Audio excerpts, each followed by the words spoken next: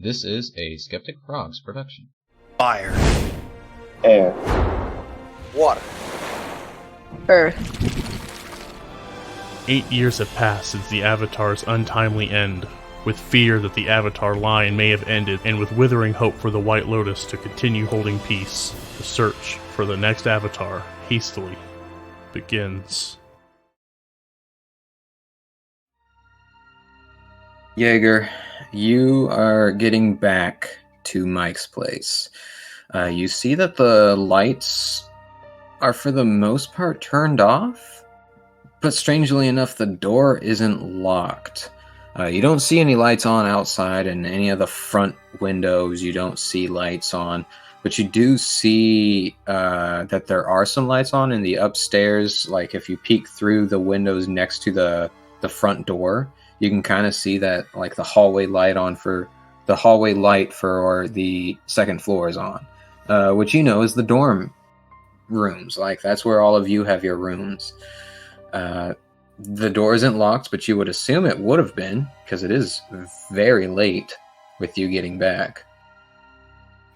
You begin to open up the door, and how are you approaching? Are you just walking in, you think, or do you think like something might be wrong, or how are you feeling? Because this is the same night that you heard of the attack. You know, the councilmen were supposed to be attacked tonight. You did sway the people you were talking to the other side, but that doesn't mean that, you know, maybe by chance someone went ahead with the plan before they heard of a change of plans, right?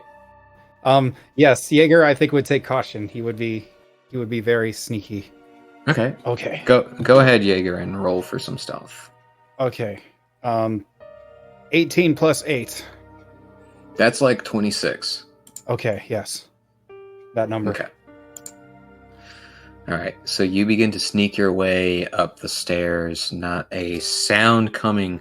No creaking floorboards, no creaking stairs, nothing, not even a cat dog to alert anyone to your presence. As you are approaching the top of the stairs and beginning to make your way down the hallway to the rooms that you guys are staying in, you're hearing what sounds like a conversation in one of the rooms. Jaeger, roll me a perception check. Okay. Oh no. That is a bad one. That is a 5. A 5 total? Yeah. Okay, well it's not a hard check. So 5 kinda almost succeeds. You know, at the very least, it's you see one of the doors are slightly open, and there is a light emanating from that room. Okay. I do the dun dun dun dun dun dun, and I creep towards it. Okay.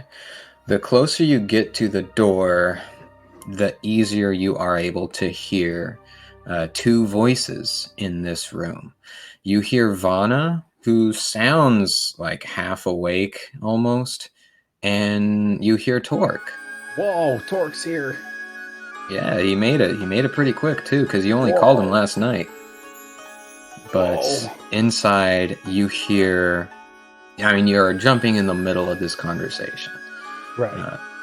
But you hear, you kept asking me to get you out of the school for a little bit. That's why I let you come here. I didn't think you seeing me would have been such a problem here. You know, we're not at the school. I'm not the dean. I'm just, you know, I'm yes, you are Torque. You always are, dean or not. I just wasn't expecting to see you. I just needed a break, and yet here you are. Yeah, I was asked to come here. You know, I know. A lot's happened. Yeah, I know it's not always easy, but you think it's not always easy. Torque, you are half of the problems. I'm sorry. I don't want to be mean. I don't want to be rude. Don't act like you're totally clear of everything. I know. Listen.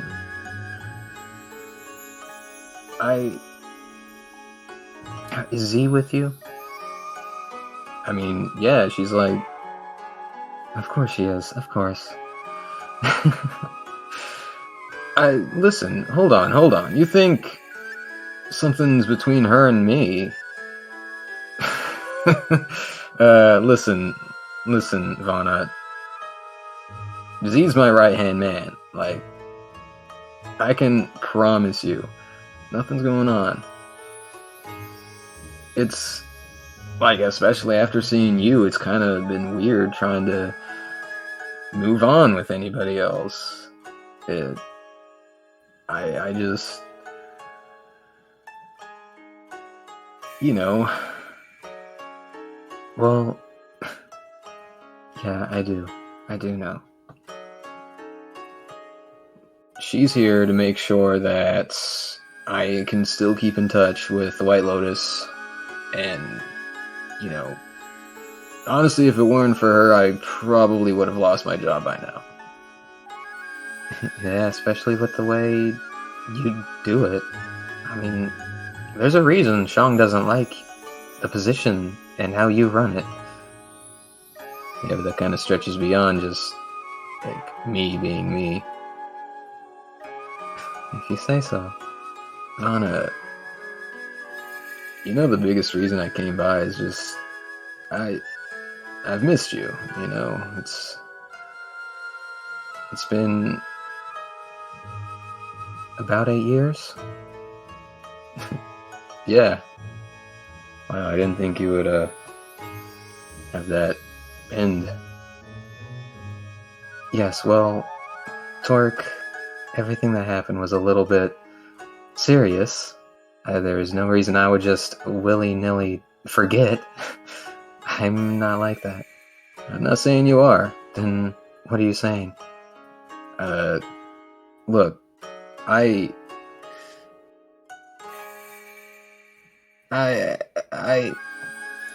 Torque, this is the problem. You were never able to open up, and then when everything went downhill, you got even more closed off than normal. And then I dropped down. I stepped down from my position, and I don't hear from you for 2 years. It was no, it was 8. Yeah, it's been 8 years since we talked. So you did get my letters. Yeah, but Torque, that doesn't count.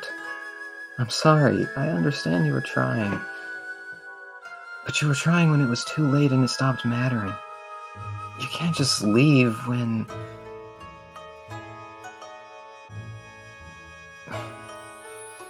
I think about her too. But, hold on a quick second. As you are sitting here listening to this conversation, you hear footsteps reaching towards the door. I stand up and knock. You just hear a chuckle, and Torque swings open the door. He goes, Jaeger, what's up, man?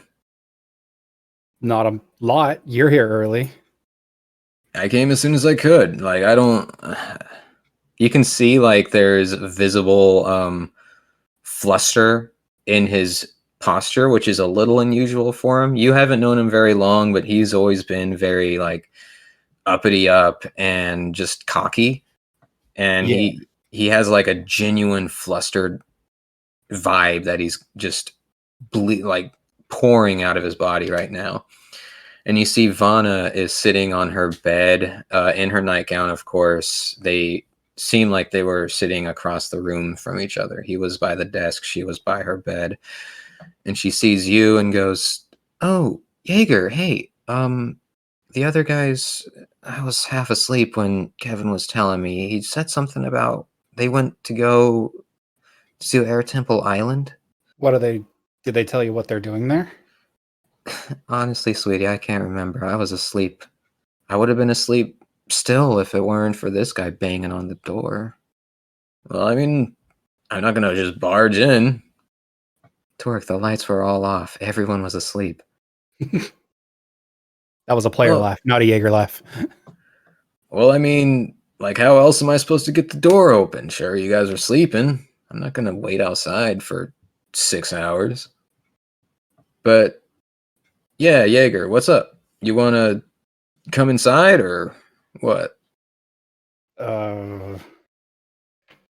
Well, I mean, I don't want to interrupt anything important going on.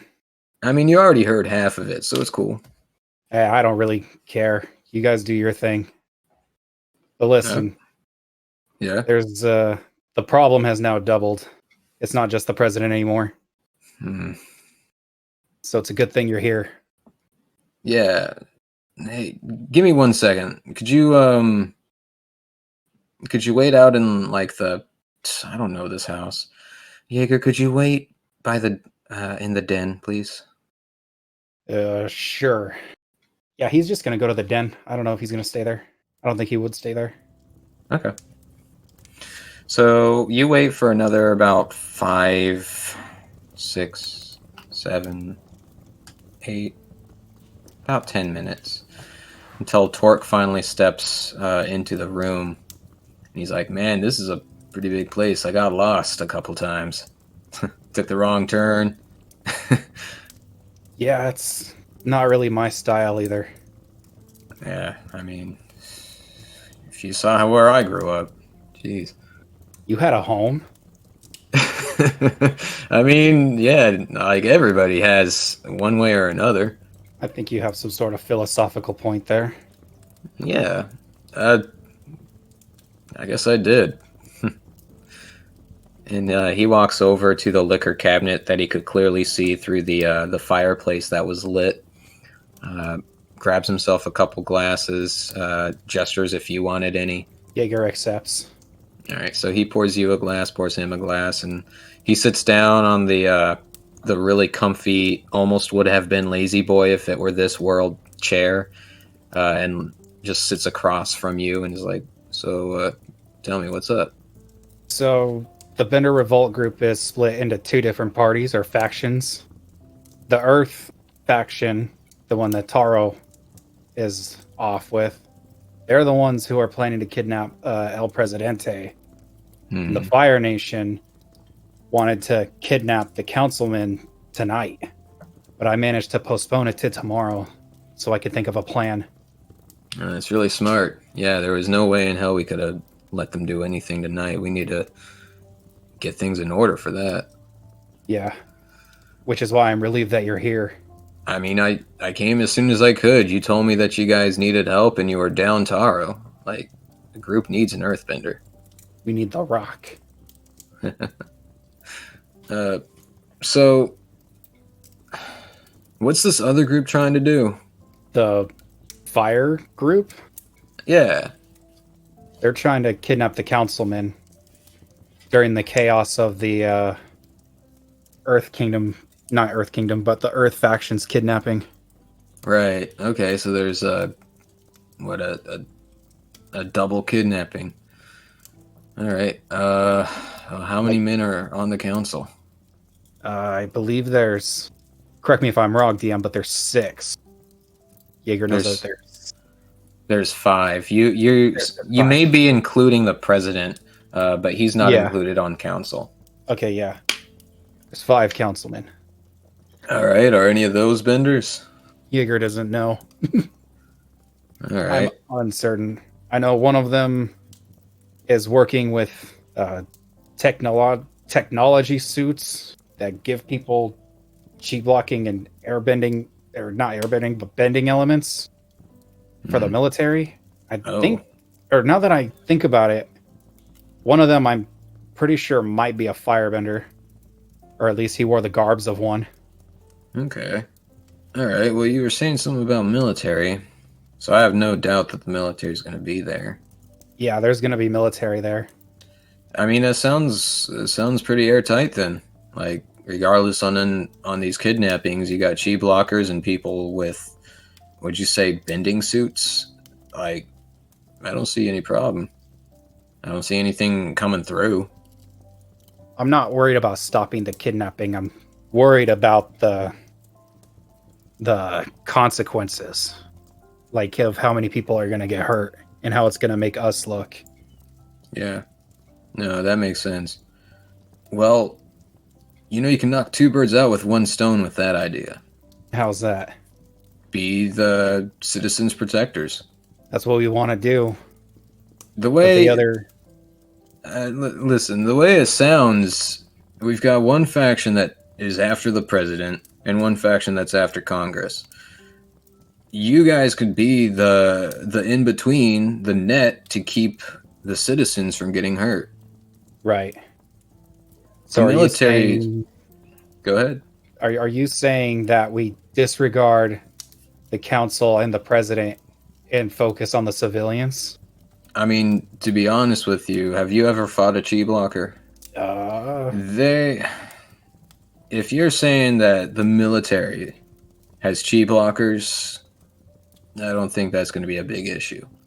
Right. The council's going to be fine. We've got the military and the police there. I guarantee police is going to be there, but the military for sure. I mean, hell, the military might be the sole reason why they wouldn't do it at all. Right.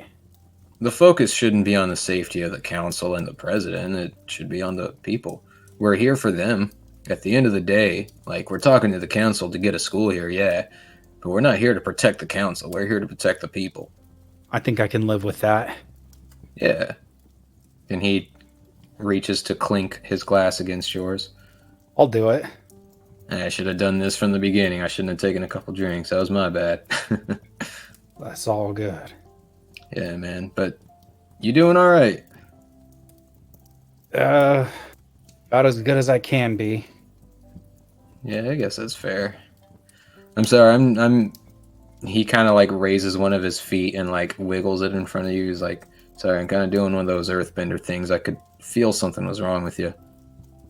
It's okay. You're not the first one to do that here. Yeah, Taro with her river dance. Well, I was referring to a spiritual frog.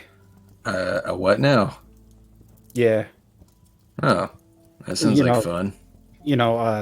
Valhalla, the frog that senses your memories. No, I've never heard of that, and it sounds like I don't want to. It's not fun. No, it doesn't sound like it. If they can sense your memories. Like, I already think this is borderline crazy, and he looks to his foot. Yeah, I really messed up Taro for a minute there. Yeah. So, like, tell me what happened with that, if you don't mind. So we were investigating the Benders Revolt group, the Earth side, and there was some Fire Nation there actually. So I guess it was just the meeting of both. We were trying to just gather intel, see what they were planning, which is where we found out about the presidential kidnapping. Mm-hmm. Was from Taro, actually.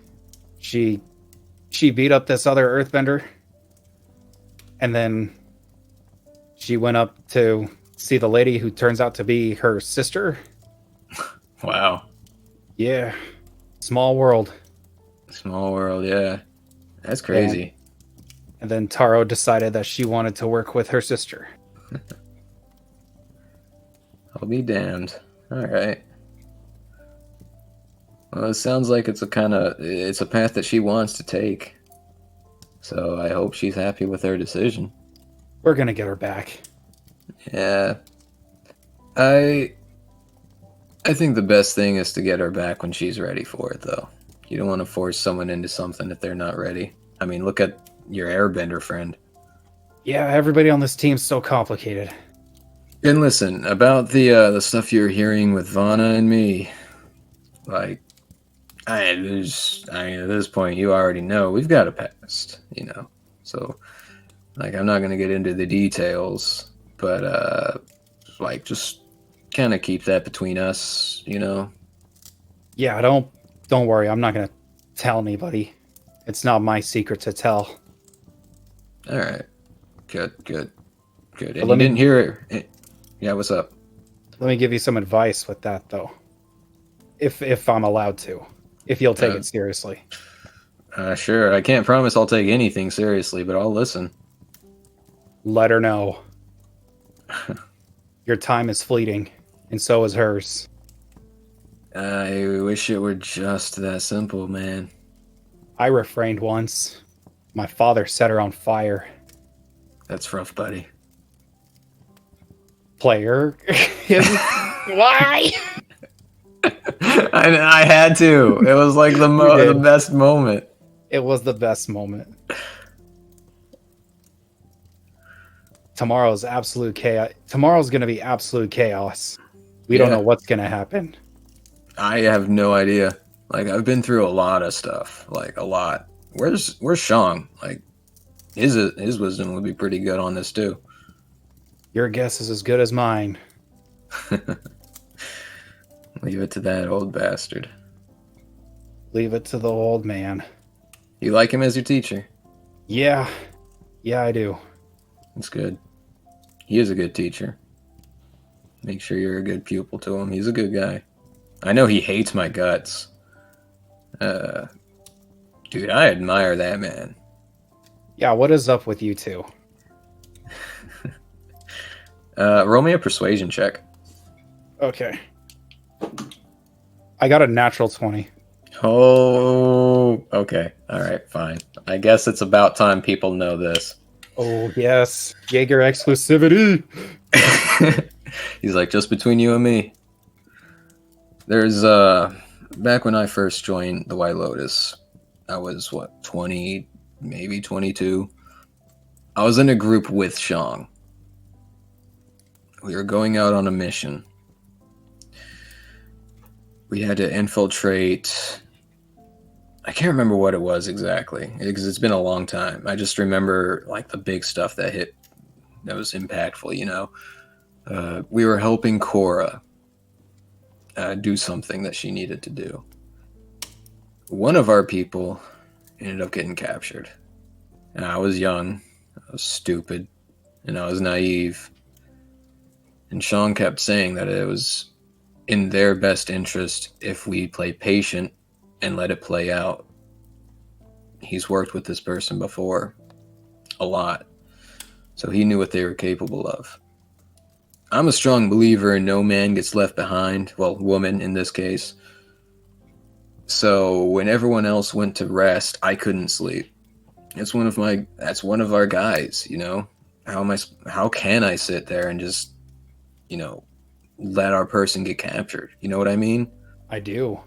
So, without letting anybody know, I snuck off to try to rescue them, or at least create some kind of distraction so that they could be rescued.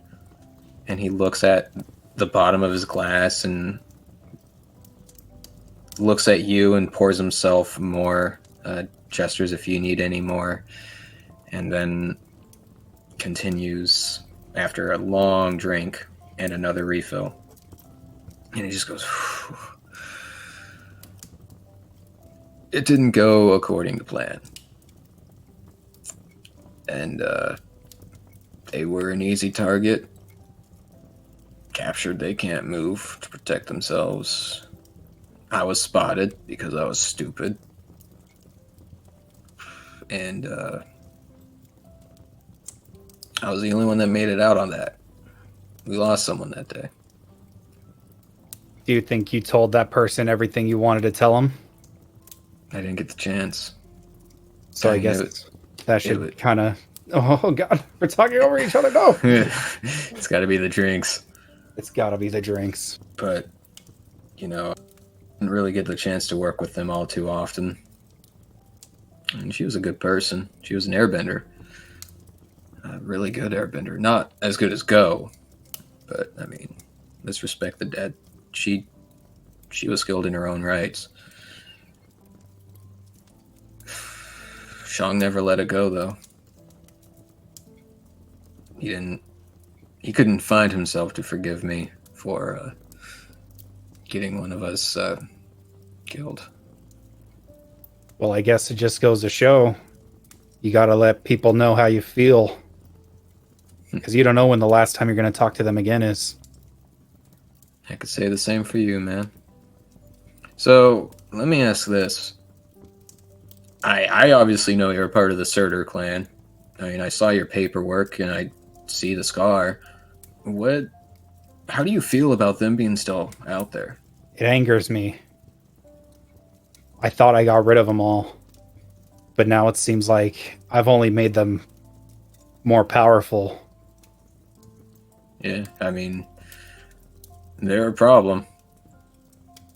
You can't travel by land here anymore, like before. Just like before. History seems to repeat itself on that one. I had to get here via ship. Got on the fastest, smallest thing I could and just sailed. I'm so thankful Z knows how to pilot a boat. It's crazy. She knows everything. Yeah, and it's a So- good thing you did. I mean, I got to. She's like, my job would crumble without her. She's a very impressive person. And, are you talking about the boat? Both. Oh, I guess that's fair. I probably should have thought about it before I said something. Yeah. Yeah. It's fine.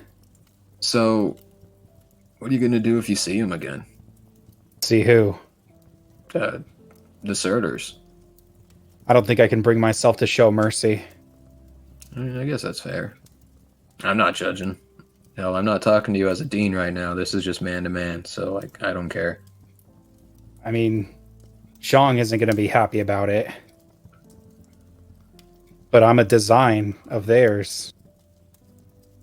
The lack of mercy I give them is what they taught me. I'm going to tell you an Earthbender saying here. It's going to be very plain because us Earthbenders are kind of like straight and to the point. Go with your gut. Just do what your gut tells you. Like, yeah, Shang might be angry, but at the end of the day, he's training you for something, right? Yeah. So regardless on if he gets upset, he knows you're working towards what you're talking about. You know what I mean? Just like go with your gut. Don't worry about what he has to think. Just trust what you know is right. That's my usual go-to. Yeah, if I didn't know any better, I would say you're an Earthbender then. Did you ever get to say goodbye to whoever? No. Well, cheers to her, whoever she was. To the fallen. May they never be forgotten.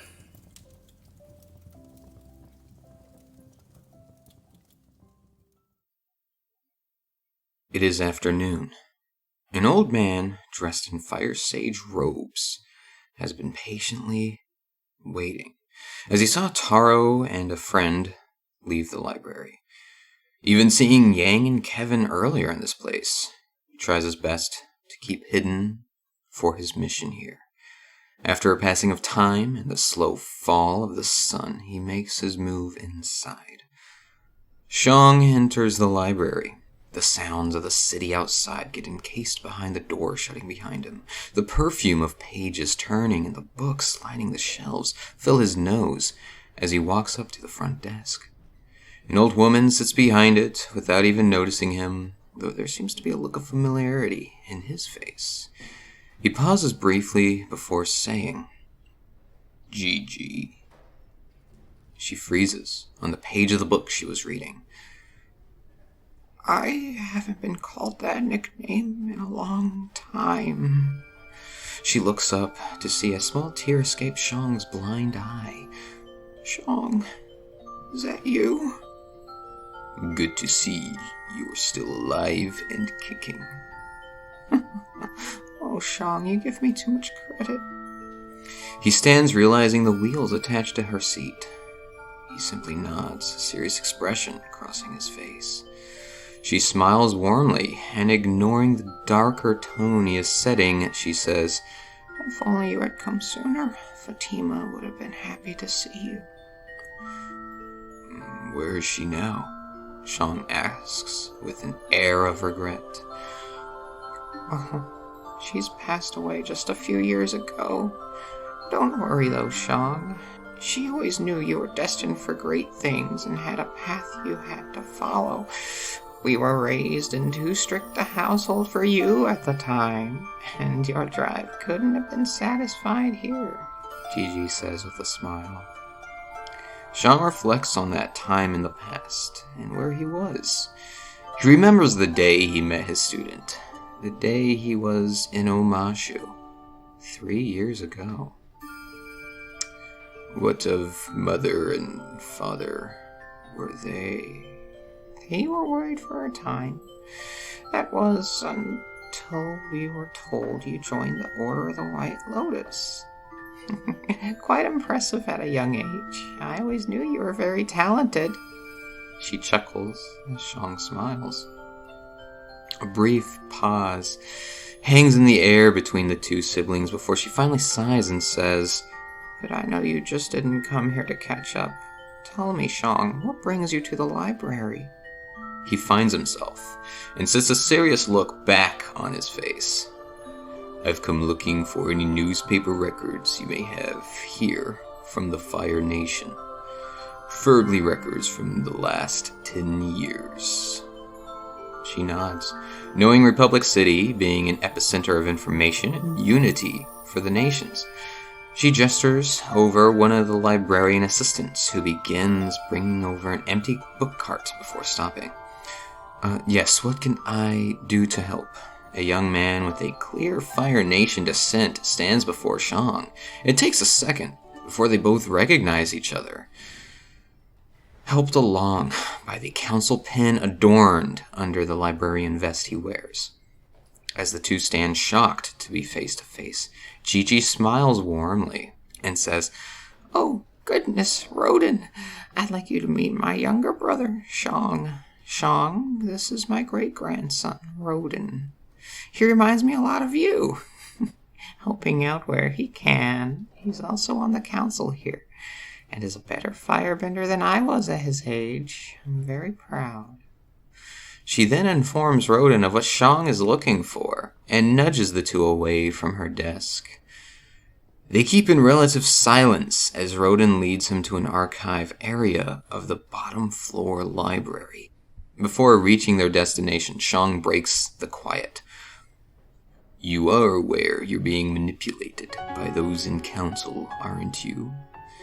I don't know what you are. I understand that you are still young and have much to learn, but your lack of confidence is hurting your city. Do you not see the pressure building under you?" "What do you suppose I do then, great uncle? If you feel you do a better job, then by all means take my place." "It isn't what I signed up for. You did. You chose to become a council member, and to answer what you should do. You must have forgotten who you fight for. You work here for your great-grandmother, but you work in the council for your city. They are all just as much your responsibility as blood family. I can't guide you to any decision you make either, because it isn't my responsibility. If you can't come to an answer on your own, then you aren't ready for these lives that are in your hands." Roden begins moving, but with the head down in thought. As they approach a door, he finally says, What do you think of the White Lotus in the city?" They enter the doorway after Roden opens it, as Shang thinks briefly. Then he says, "They are young, just as you are. They are learning. They aren't the best of everything they try to do. But their hearts are in the right place. And when they put their minds to what is right, they will do everything they can to help those suffering." That is good to hear, and gives me something to think about. "And what is this of you being a firebender?" Shang asks with a piercing sound to his voice. I chose not to divulge that information to the public or council. I shouldn't have to be a bender to speak for them, and I shouldn't have to be a non-bender for those either. I am a Republic Nation resident first and a bender second, and that was my intention. Shang simply nods in understanding, seeing a fire in the boy's eyes through this answer. Anyway, here we are, the newspaper archives from around the world. Boards and cabinets filled with history and documentation of nations around the world set in this room. Shang begins searching through the papers, following the years past with determination.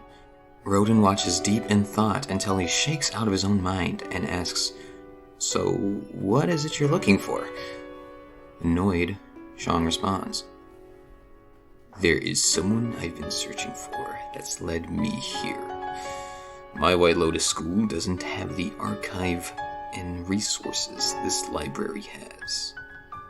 Rodin is about to reply when Shang raises his hand to stop him.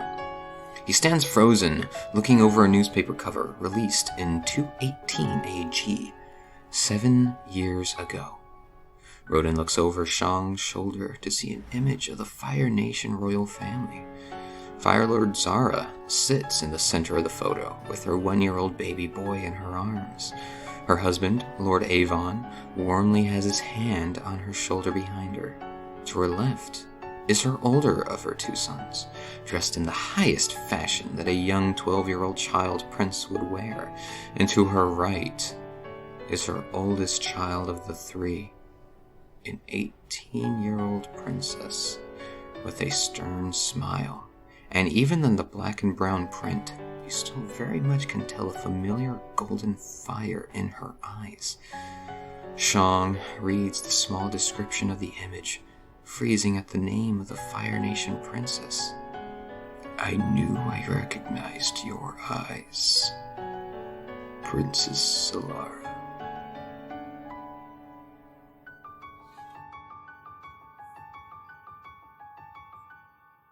Hello everybody, Frog here. I want to apologize. This episode is a little shorter than general by about over a half hour. It is much shorter. Let's not beat around the bush.